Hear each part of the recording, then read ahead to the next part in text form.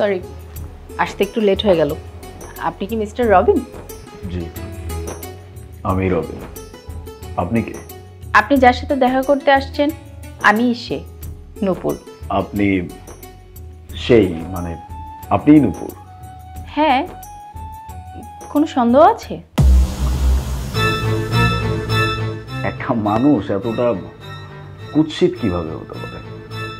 আমি জানতাম যে আপনি অভিনয় করেন, কিন্তু আপনি যে এত সুন্দর বাটপারি করতে পারেন এটা জানতাম না। একটা মানুষের সাথে বাটপারি করার আগে একটাবারও চিন্তা করেন না আপনারা? দেখেন। কি দেখবো? দেখার কি বাকি আছে? নিজের চোখের সামনে সবকিছু দেখতেছি। আমার না ভালো হয়েছে আমি এখানে আসছি, এটা আমার জন্য অনেক ভালো হয়েছে। একটা সুন্দর ফিল্টারওয়ালা ছবি আমার মায়ের কাছে পাঠাইছেন ঘটকের মাধ্যমে। আমার মা সেটা দেখে আপনাকে মহাসুন্দরী ভাবা শুরু করছে।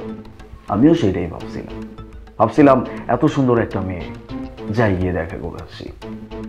আল্লাহ বাঁচাইছে যে আমি এখানে আসছি। যদি না আসতাম এই সত্যিটা আমি জানতাম না। এতটা কুৎসিত একটা মেয়েকে নাকি এখন আমার বিয়ে করতে হবে। আমার দিন এতটা খারাপ হয়ে গেছে। যাই হোক, ভালো হয়েছে আমার সাথে যা হয়েছে, ভালো হয়েছে। আমি এখন এখান থেকে যাই। আমার না এখানে আর এক মুহূর্ত বসার ইচ্ছা নাই। দাঁড়ান, যাবেন তো অবশ্যই। আমি তো আপনাকে আটকে রাখবো না, একটু বসুন। আসলে আমাদের ফ্যামিলির একটি রীতি রেওয়াজ আছে, আমাদের বাসায় কোনো গেস্ট যদি আসে এইভাবে খালি মুখে চলে যায় না, অন্তত এক কাপ চা খায়। আশা করছি আপনি অতটা অভদ্র না, আমাদের বংশের যে রীতি রেওয়াজ সেটাকে অপমান করে চলে যাবেন। ঠিক আছে। Thank you. সুজিত, সুজিত!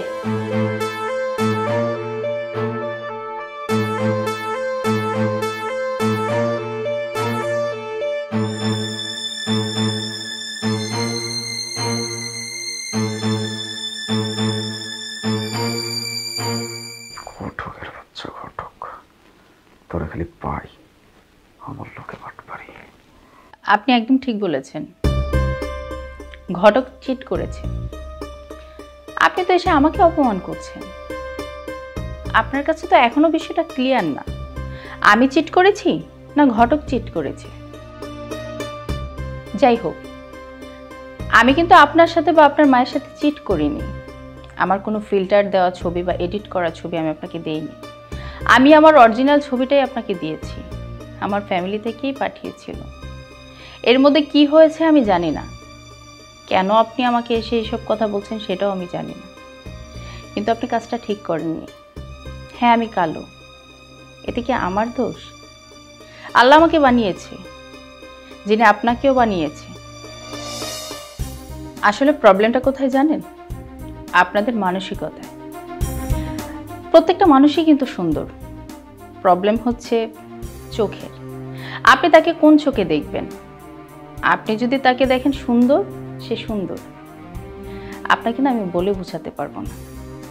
আপনারা সবসময় বিচার করেন বাহিরের সৌন্দর্য দেখে। বিয়ের মতো একটা পবিত্র সম্পর্ক, এটা কি শুধু সৌন্দর্যের উপর নির্ভর করে? আমি তো বলি কখনোই করে না। কারণ একটা মানুষের সৌন্দর্য কত বছর থাকে? হাতে গোনা কয়েকটা বছর। তারপর কিন্তু তার সৌন্দর্য কিছুই থাকে না। টিকে থাকে কি জানেন? ভালোবাসা, আত্মবিশ্বাস। যাই হোক, আপনাকে এইসব বুঝিয়ে কোনো লাভ নেই, আপনি আমার কথা বুঝবেনও না। এখন আপনি চাইলে চলে যেতে পারেন।